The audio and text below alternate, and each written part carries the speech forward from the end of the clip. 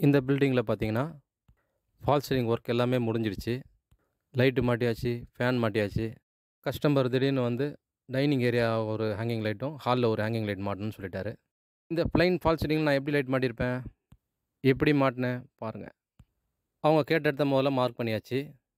அந்த கஸ்டமர்ட்ட நான் முதல்லயே சொல்லியிருந்தேன், லைட் வெயிட் ஃபிட்டிங்கா வாங்கணும். வெயிட்டான ஃபிட்டிங் எதுவும் வாங்கக்கூடாதுன்னு சொல்லியிருந்தேன். அதே மாரி அந்த கஸ்டமர் வந்து லைட் வெயிட் ஃபிட்டிங்கா வாங்கின்னு வந்தாரு.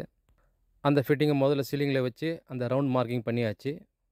அந்த மார்க்கிங் உள்ளேயே வந்து ஃபால்ஸ் சீலிங்கில கட்டிங் போட்டுக்கிட்டேன். அதாவது நம்ம கை உள்ள போற அளவுக்கு ஒரு 3 விரல் 4 விரல் உள்ள போற அளவுக்கு கட்டிங் போட்டுக்கிட்டேன் ஃபால்ஸ் சீலிங்கில ஆக்ஷாப்ல கட் பண்ணி.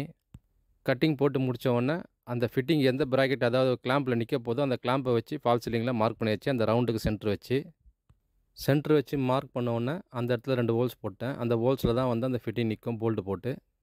அந்த கஸ்டமர் வீட்லேருந்து 1 அடியில ஒரு கட்ட பீஸ் ஒண்ணு எடுத்திருக்கேன். இந்த கட்ட பீஸ் தான் வந்து ஃபால்ஸ் சீலிங் மேல் சைடு நிக்க வைப்பேன்.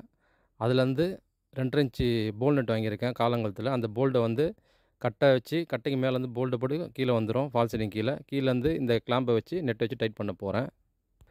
அந்த கட்ட பீஸ்ல வந்து அதாவது அந்த ஃபிட்டிங் நிக்கக்கூடிய அந்த கிளாம்ப எடுத்து வச்சு, அந்த கட்டைக்கு சென்டரா வச்சு மார்க் பண்ணி, ட்ரில்லிங் மிஷின் எடுத்து ஹோல்ஸ் போட்டுக்கிட்டேன் அந்த கட்டையில. ஹோல்ஸ் போட்டோன்னே பார்த்தீங்கன்னா, அந்த செட்டிங் வச்சு பார்த்துக்கலாம். காலங்காலம் போல் நட்டு கரெக்ட்டா போதா அப்படின்ட்டு. ஏன்னா மேலே அதாவது ஃபால்ஸ் சீலிங் மேலே வச்சு இதெல்லாம் கரெக்ட்டா போடலனா ப்ராப்ளம் ஆயிடும். அதனால வந்து நம்ம போட்ட ஹோல்ஸ்ல காலங்காலம் போல் நட் கரெக்ட்டா போதான்னு வச்சு பார்த்துட்டேன். கரெக்ட்டா இருக்குது. ஃப்ரீயாவே இருக்குது. அதுக்கப்புறம் அந்த ஃபிட்டிங் நிக்கக்கூடிய பிராக்கெட்ட வந்து எப்படி நிக்குன்றத நான் போட்டு கீழே செட் பண்ணி பார்த்துக்கிட்டேன்.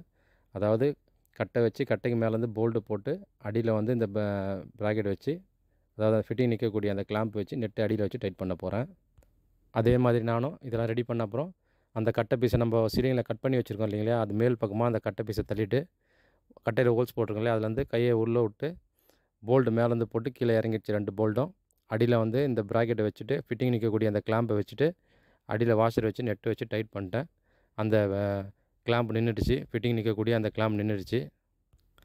இதில வெறும் அந்த ஃபிட்டிங்க தூக்கி நடுவுல வச்சேன்னா, ஒரே ஒரு நெட்டு தான் டைட் பண்ணணும். நெட்ட டைட் பண்ணி ஃபிட்டிங்க நிக்க வச்சுட்டேன். லைட் வெயிட்டா இருக்கும் பட்சத்தில் ஃபிட்டிங் இந்த மாரி போடலாம். ஒண்ணும் ஃபால்ட் ஆகாது. மெயினா ஃபிட்டிங் லைட் வெயிட்ல இருக்கணும். ரொம்ப வெயிட் இருக்கக்கூடாது. இந்த லைட் பார்த்தீங்கன்னா, அந்த ப்ரொஃபைல் எல்இடி வரும் இல்லைங்களா, அந்த மாரி மாடல் ஃபிட்டிங் இது. சுத்தமா வெயிட்டே இல்ல. லைட் வெயிட் தான் இது.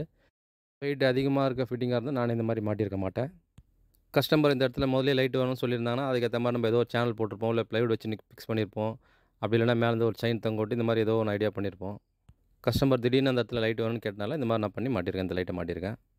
இப்போ நம்பளுக்கு வந்து இந்த கட்டிங் பண்ண இடத்துல சப்போஸ் வந்து சேனல் வந்ததுன்னா, இன்னும் ஈஸியா இருந்திருக்கும். அந்த சேனல்லயே ஹோல்ஸ் போட்டு போல்ட் வச்சு போட்டு நான் டைட் பண்ணிட்டுருப்பேன். அந்த கட்டிங் பண்ண இடத்துல சேனல் ஃபால்ஸ் சீலிங்ல வராதனால, இந்த மாரி கட்ட வச்சு போட்டுருக்கேன். இதே நம்ம கட்டிங் பண்ண பக்கத்துல எதுவும் லைட் பெருசா அதாவது 22 வாட்ஸு அந்த மாரி 15 வாட்ஸ் லைட் இருந்ததுன்னா, நம்ம வேற மாரி ஒரு ஆல்டர் ஏதோ ஒண்ணு பண்ணியிருக்கலாம். லென்த்தா ஏதோ சேனல் வச்சு அதில ஸ்க்ரூ பண்ற மாரி கூட ஐடியா பண்ணி பண்ணியிருக்கலாம். பக்கத்துல எதுவும் பெரிய ஃபிட்டிங் எதுவுமே இல்ல. எல்லாமே சின்ன சின்ன ஃபிட்டிங்னால இந்த மாரி நான் போட்டுருக்கேன்.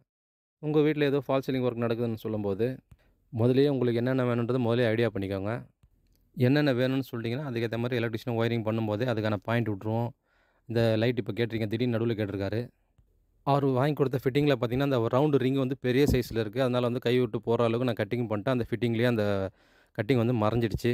இந்த மாரி பெரிய சைஸ்ல வரல, சின்னதா இருந்ததுன்னா, இன்னும் கொஞ்சம் ஆல்டர் ஒர்க் வரும். டச் அப் ஒர்க்லாம் உங்களுக்கு வந்திருக்கும். ஃபால்ஸ் சீலிங்கார கூப்பிட்டுருக்கணும். அங்க ஒரு ஆல்டர் பண்ணணும். டச் அப் பண்ணணும். திரும்பி அது டச் அப் தனியா தெரியும். திரும்பி பட்டி பார்த்து பெயிண்ட் பண்ணணும். இந்த மாரிலாம் ஆயிடும். எது நீங்க அதாவது என்ன செய்யணும்னு விரும்புறீங்களோ, அது முன்னாடியே எல்லாம் பிளான் பண்ணிக்கோங்க. 2வது இன்னொரு விஷயம் பார்த்தீங்கன்னா, நீங்க இன்ஜினியர்கிட்ட வேலை குடுத்தீங்கன்னா, அவங்களே கிட்ட இருந்து எல்லாமே பார்த்துப்பாங்க. எங்கெங்க என்ன வரணும் எல்லாமே கிளீனா அவங்களே சொல்லிடுவாங்க. அதுக்கேத்த மாரி எலக்ட்ரீஷியனு, கார்பெண்டரு, ஃபால்ஸ் சீலிங்காரங்க எல்லாமே அவங்க எப்படி எப்படி சொல்லியிருக்காரோ, அதுக்கேத்த மாரி எல்லாமே பண்ணிடுவோம். நெறைய பேர் என்ன ஃபீல் பண்ணுவோம்னா, நம்ம தனித்தனியா ஆள கூப்பிட்டு நம்ம வேலை பார்த்தா காசு கம்மியாகும் நம்மளுக்கு அப்படின்ற மாரி ஃபீல் பண்ணுவீங்க. எல்லாருமே எங்க கம்மியாகுதோ செலவு அந்த மாரி தான் பண்ணணும்னு விரும்புவோம். நானா இருந்தாலும் அதான் பண்ணுவேன். அந்த மாரி பண்றது ஒண்ணும் தப்பில்ல. ஆனா, அந்த பில்டிங்கில நடக்கக்கூடிய என்னென்ன வேலை செய்ய போறீங்களோ, ஃபால்ஸ் சீலிங்கு, ஒயரிங் எலக்ட்ரீஷியன் வந்து ஒயரிங் பண்ண ஒயரிங்கு, கார்பெண்டர் ஒர்க்கு, பெயிண்டிங்கு தனித்தனியா கூப்பிட்டு இது பண்ணு, அது பண்ணு சொல்றத விட எல்லாரையும் ஒண்ணா வச்சுட்டு என்னென்ன பண்ண போறோன்றத பேசிட்டீங்கன்னா, அவங்களுக்குள்ள ஒரு ஐடியா வந்துரும். நான் இப்படி பண்ணணும் அப்படி எல்லாமே சொல்லிடுவாங்க. நீங்க அப்படி பண்ணாத பட்சத்தில பார்த்தீங்கன்னா, ஃபால்ஸ் சீலிங்காரர் வருவாரு. அங்க என்ன வரும் என்னங்க தெரியும்? நான் போட்டேன் அப்படின்னுவாங்க. அப்புறம் எலக்ட்ரீஷியன் வருவாரு. நீங்க முன்னாடியே இந்த மாரி டிசைன் வருது சொல்லு அப்படின்னு நான் சொல்லுவேன். பெயிண்ட் வருவாரு. நேரா பெயிண்ட் பண்ணிட்டு வருவாரு. அந்த இடத்துல ஏதோ ஒரு கட்டிங் போட வேண்டியிருக்கும். இந்த மாரி ப்ராப்ளம்லாம் நடக்கும். எந்த ஒர்க்கா இருந்தாலும் ஃபைனல் பண்றதுக்கு முன்னாடி, உங்க வீட்ல எந்தெந்த வேலைக்காரங்க வேலை செய்றாங்களோ, அவங்களெல்லாம் கூப்பிட்டு ஏதோ இந்த இடத்துல வேலை இருக்கான்னு கேட்டு ஃபைனல் பண்ணுங்க. அப்படியே ஃபைனல் பண்ணிட்டீங்கன்னா, இதனால் லாஸ்ட்டில் இவங்க வேலை இருக்கு, அவங்க வேலை இருக்குன்னும்போது டச் அப் ஒர்க்லாம் வரும். இந்த விஷயத்தெல்லாம் தெரிஞ்சு வச்சுக்கோங்க.